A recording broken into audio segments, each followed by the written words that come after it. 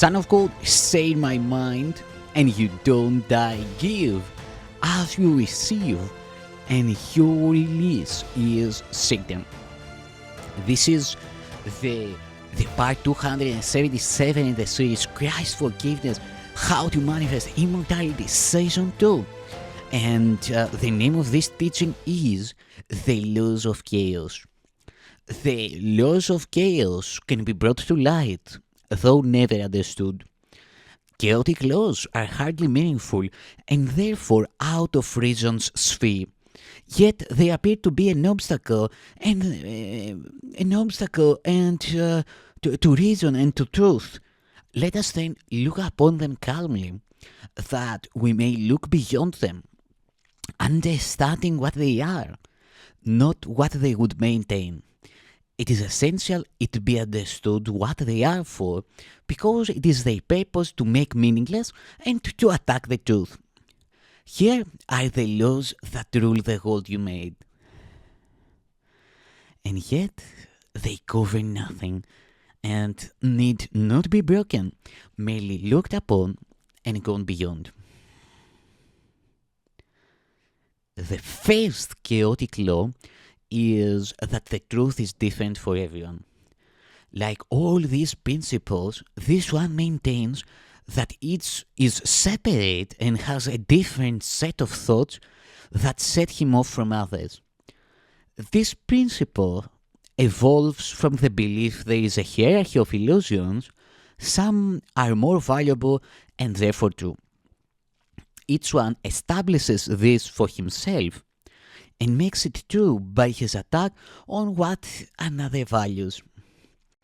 And this is justified because the values differ and those who hold them seem to be unlike and therefore enemies. Think how this seems to interfere with the first principle of miracles, for this establishes degrees of truth among illusions, making it seem that some of them are harder to overcome than others. If it were realized that they are all the same and equally untrue, it would be easy then to understand that miracles apply to them all. Errors of any kind can be corrected because they are untrue. When brought to truth instead of each other, to each other, they merely disappear. No part of nothing can be more resistant to the truth than can another. The second law of chaos, dear indeed to every worshipper of sin, is that each one must sin and therefore deserves attack and death. This principle, closely related to the first, is the demand that errors call for punishment and not correction. For the destruction of the one who makes the error places him beyond correction and beyond forgiveness. What he has done is thus interpreted as an irrevocable sentence upon himself, which God himself is powerless to overcome. Sin cannot be remitted, being the belief the Son of God can make mistakes for which his own destruction becomes inevitable. Think what this seems to do to the relationship between the Father and the Son. Now it appears that they can never be one again. For one must always be contemned and by the other. Now are they different and enemies? And their relationship is one of opposition, just as the separate aspects of the Son meet only to conflict, but not to join. One becomes weak, the other is strong by his defeat. And fear of God and of each other now appears as sensible, made real by what the Son of God has done both to himself and his Creator. The arrogance on which the laws of chaos stand could not be more apparent than emerges here. Here is a principle that would define what the Creator of reality must be, what he must think, and what he must believe, and how he must respond believing it. It is not even seen as even necessary that he be asked about the truth of what has been established for his belief. His Son can tell him this, and he has but the choice whether to take his word for it or be mistaken. This leads directly to the third preposterous belief that seems to make chaos eternal. For if God cannot be mistaken, he must accept his son's belief in what he is and hate him for it. See how the fear of God is reinforced by this third principle. Now it becomes impossible to turn to him for help in misery. For now he has become the enemy who caused it, to whom appeal is useless. Nor can salvation lie within the Son, whose every aspect seems to be at war with him and justified in its attack. And now is conflict made inevitable beyond the help of God. For now salvation must remain impossible because the Saviour has become the enemy. There can be no release and no escape. Atonement thus becomes a myth, and vengeance, not forgiveness, is the will of God. From where all this begins, there is no sight of help that can succeed. Only destruction can be the outcome, and God himself seems to be siding with it to overcome his Son. Think not the ego will enable you to find escape from what it wants. That is the function of this cause, which does not value what the ego chases. The ego values only what it takes. This leads to the fourth law of chaos, which, if the others are accepted, must be true. This seeming law is the belief you have what you have taken. By this, another's loss become your gain, and thus it fails to recognize that you can never take away save from yourself. Yet all the other laws must lead to this. For enemies do not give willingly to one another, nor would they seek to say the things they value. And what your enemies would keep from you must be worth having, because they keep it hidden from your sight. All of the mechanisms of madness are seen amazing here. The enemy made strong by keeping hidden the valuable inheritance that should be yours, your justified position, an attack for what has been withheld, and the inevitable loss the enemy must suffer to save yourself. Thus do the guilty ones protest their innocence. Their innocence. Were they not forced into this foul attack by the unscrupulous behavior of the enemy, they would respond with only kindness. But in a savage world, the kind cannot survive, so they must take or else be taken from. And now there is a vague, unanswered question, not yet explained. What is this precious thing, this priceless pearl, this hidden secret treasure to be wrested in righteous wrath from this most treacherous and cunning enemy? It must be what you want, but never found. And now you understand the reason why you found it not. For it was taken from you by this enemy, and hidden where you would not think to look. He hid it in his body, making it the cover for his guilt, the hiding place for what belongs to you.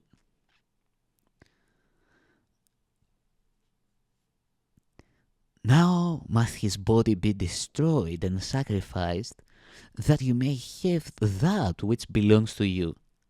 His treachery demands his death, that you may live, and you attack only in self-defense. But what is it you want that needs his death? Can you be sure your murderous attack is justified unless you know why it is for? And here a final principle of chaos comes to the rescue. It holds there is a substitute for love. This is the magic that will cure all of your pain, the missing factor in your madness that makes it sane. This is the reason why you must attack. Here is what makes your vengeance justified. Behold, unveiled, the ego's secret gift, torn from your brother's body, hidden there in malice and in hatred for the one to whom the gift belongs. He would deprive you of the secret ingredient that would give meaning to your life. The substitute for love, born of your enmity to your brother, must be salvation. It has no substitute, and there is only one, and all your relationships have but the purpose of seizing it and making it your own. Never is your possession made complete, and never will your brother cease his attack on you for what you stole. Nor will God end his vengeance upon both, for in his madness he must have this substitute for love and kill you both.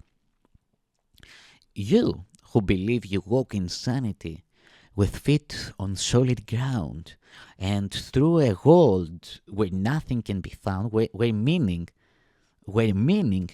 can be found. Consider this. These are the laws on which your sanity appears to rest. These are the principles which make the ground beneath your feet seem solid, and it is here you look for meaning. These are the laws you made for your salvation. They hold in place the substitute for heaven which you prefer. This is their purpose. They were made for this. There is no point in asking what they mean. That is apparent. The means of madness must be insane. Are you as certain that you realize the goal is madness? No one wants madness, nor does anyone cling to his madness if he sees that this is what it is. What protects madness is the belief that it is true. It is the function of insanity to take the place of truth. It must be seen as truth to be believed. And if it is the truth, then must its opposite, which was the truth before, be madness now. Such a reversal, completely turned around, with madness sanity, illusions true, attack kindness, hatred love, and murder benediction, is the goal the laws of chaos serve. These are the means by which the laws of God appear to be reversed. Here do the laws of sin appear to hold love captive and let sin go free. These do not seem to be the goals of chaos, for by the great reversal they appear to be the laws of order. How could it not be so? Chaos is lawlessness and has no laws. To be believed, its seeming laws must be perceived as real. The goal of madness must be seen as sanity, and fear with ashen lips and sightless eyes, blinded and terrible to look upon, is lifted to the throne of love, its dying conqueror, its substitute, the Saviour from salvation. How lovely do the laws of fear make death appear! Give thanks unto the hero on love's throne, who saved the Son of God for fear and death. And yet, how can it be that laws like these can be believed? There is a strange device that makes it possible, nor is it unfamiliar. We have seen how it appears to function many times before. In truth, it does not function, yet in dreams, where only shadows play the major roles, it seems most powerful.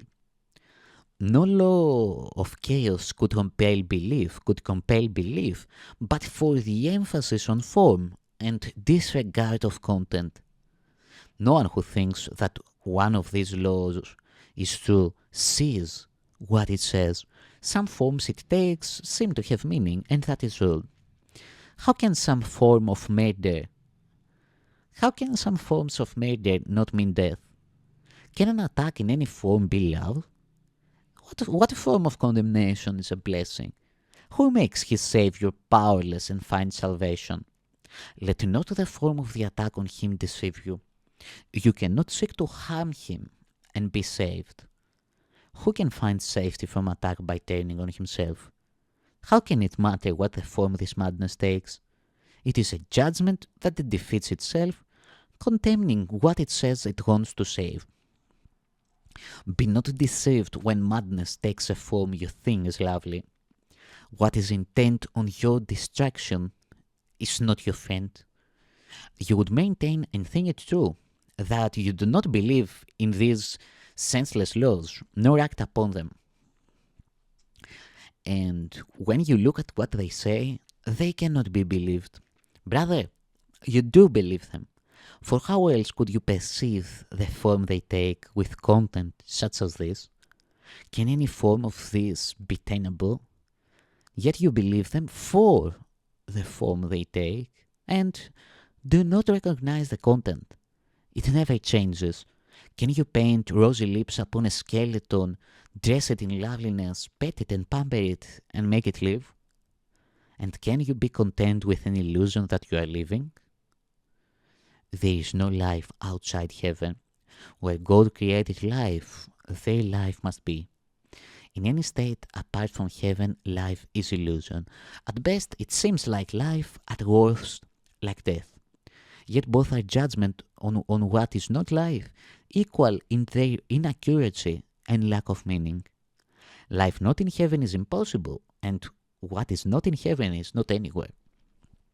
Outside of heaven, only the conflict of illusions stands, senseless, impossible, and beyond all reason, and yet perceived as the eternal barrier to heaven. Illusions are but forms. Their content is never true. The laws of chaos govern all illusions. Their forms conflict, making it seem quite possible to value some above the others. Yet each one rests as truly on the belief the laws of chaos are the laws of order as do the others. Each one upholds the laws completely, offering a certain witness that these laws are true. The seeming gentler forms of the attack are no less certain in their witnessing or their results. Certain it is illusions will bring fear because of the belief that they imply, not for their form. And lack of faith and love in any form attests to chaos as reality. From the belief in sin, the faith in chaos must follow. It is because it follows that it seems to be a logical conclusion, a valid step in ordered thought. The steps to chaos do follow neatly from their starting point. It is a different form in the progression of truth reversal, leading still deeper into terror and away from truth.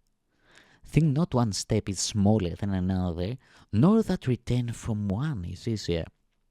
The whole descent from heaven lies in each one, and where your thinking starts, there must it end. Brother, take not one step in the descent to hell, for having taken one, you will not recognize the rest for what they are. And they will follow. Attack in any form has placed your foot upon the twisted stairway that leads from heaven. Yet, any instant it is possible to have all this undone. How can you know whether you chose the stairs to heaven or the way to hell? Quite easily. How do you feel? Is peace in your awareness? Are you certain which way to go? Which way you go? And are you sure the goal of heaven can be reached? If not, you walk alone. Ask then your friend to join with you and give you certainty of where you go.